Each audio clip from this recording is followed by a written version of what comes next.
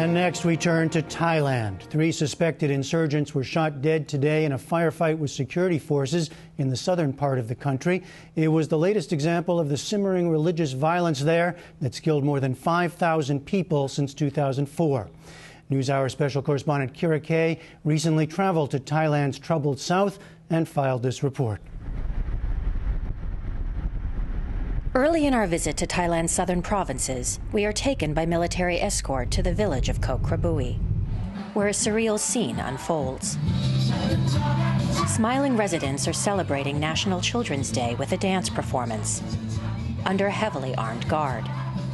Despite attempts at a normal existence, Koh Krabui is living under siege, protected by volunteer militiamen and paramilitary rangers. The village chief, Supa Prompech, himself mans a checkpoint. It started when a villager went to market on a Sunday. On her way back, she and her child were attacked and killed. About 2 months later, there was another incident.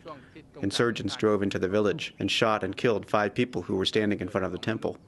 Koh Krabui is a Buddhist village, which Colonel Niti Tinsulananda says makes it a target for a long-simmering Muslim insurgency that has re-emerged in recent years. They stoke anxiety and fear on a daily basis by ambush shooting or bombing. They restrict what people do and make people's daily lives difficult. They want to scare the villagers so they will leave the area. One of America's biggest allies in Southeast Asia, Thailand has seen its share of turmoil in recent years. Bloody political protests, a coup and collapsing governments, devastating floods. But the conflict in the country's southern provinces has proven the most deadly and protracted. 5,000 people, mainly civilians, have been killed here since 2004, with seemingly no end to the violence in sight. Thailand is 95% Buddhist, but its 3 southern provinces are overwhelmingly Muslim and ethnically Malay. The region was for centuries an independent Islamic sultanate with its own culture and language. But in the early 1900s, Thailand took over. The Thai kingdom came here, fought a war, and turned the area into a province of the Thai state. And there's been a movement since then. Local Islamic leader Waidurame Memingi says that is only part of the problem. In the last 20 or 30 years, the population in this area didn't get justice in administration, politics, or economy, which made people in the 3 southern provinces think of themselves as second-class citizens. Separatist groups waged a guerrilla campaign here from the 1960s through the 1980s, but then faltered. Then in 2004, a new generation took up the fight. Now car bombs, roadside IEDs, or point-blank shootings occur almost daily. Abdullah claims he is a former insurgent. We met him at an army re-education program he was made to join after being arrested, following 6 years as a wanted man. When I grew up, I was told that we're Malays. This land was ours. It was the Patani state. All Muslims have to fight to get the Patani state back. I decided to join the movement because they said it is a sin if you don't fight. How does the recruitment process work? They recruited me from my village. Back then, they divided into 2 groups. One went to villages, and one went to religious schools. They used different tactics to recruit in each place. They're all over. I would say like 90% of all the villages has a cell. Journalist Don Patan has spent years covering the insurgency. People in the local area knows them. People in the villages know them because when they bury their bombs, the IEDs that take out the government Humvee or Jeeps or whatever, they do it in front of a lot of people. But people won't talk, you know.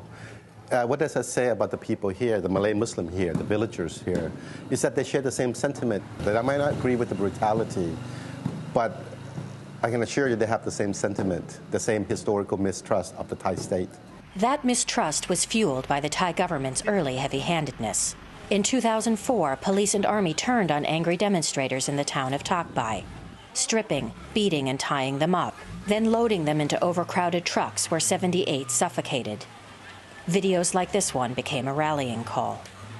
While the Thai military and police are insurgency targets, the great majority of those killed have been civilians, both ethnic Thai Buddhists and Malay Muslims who are seen as sympathetic to the Thai state. My family has lost 5 members from this violent situation.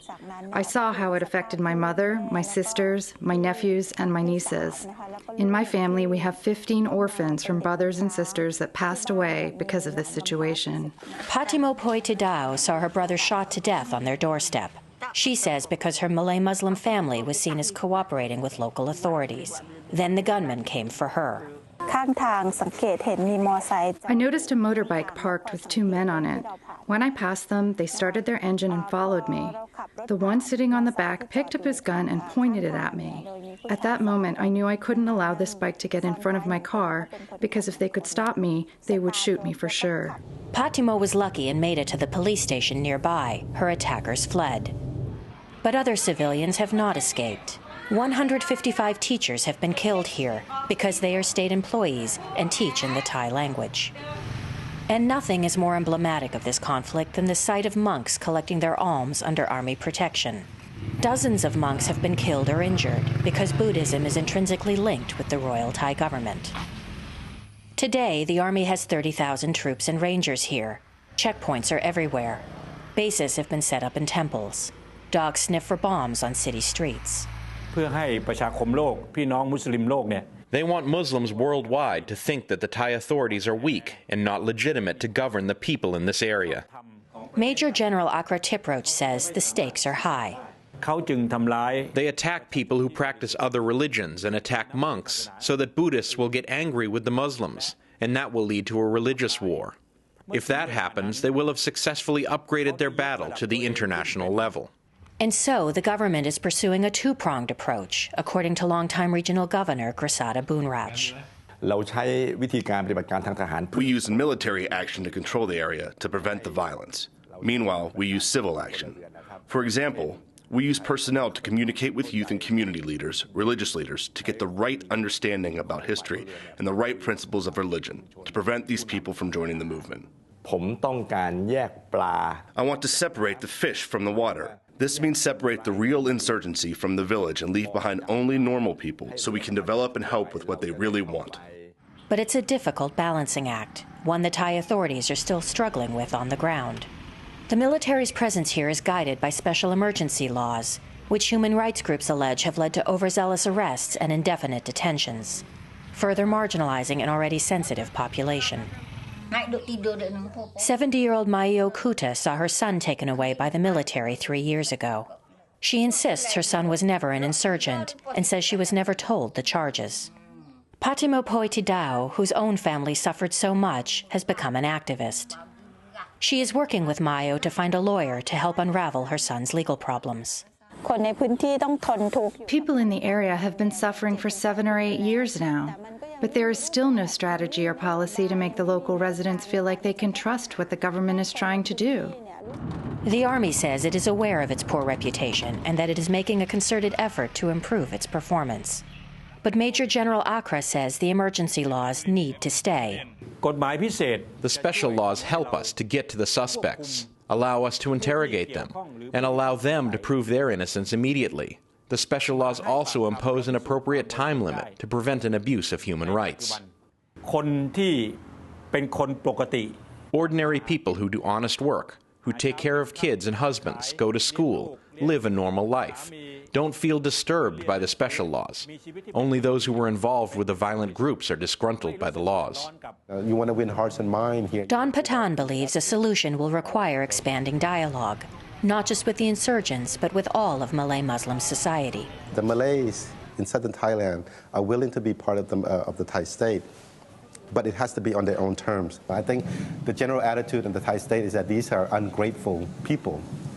They're Thai citizens and they should act and behave that way.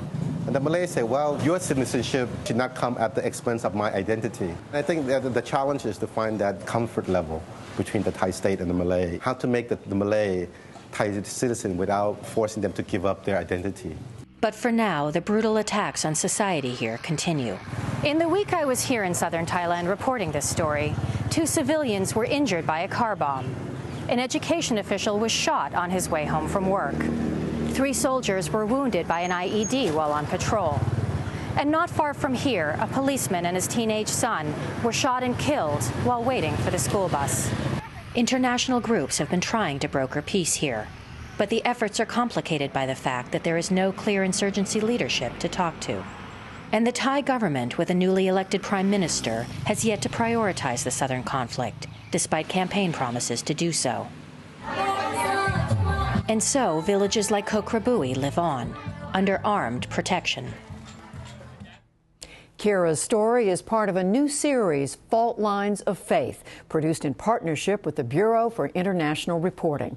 Find a link on our website where you can learn more about their stories.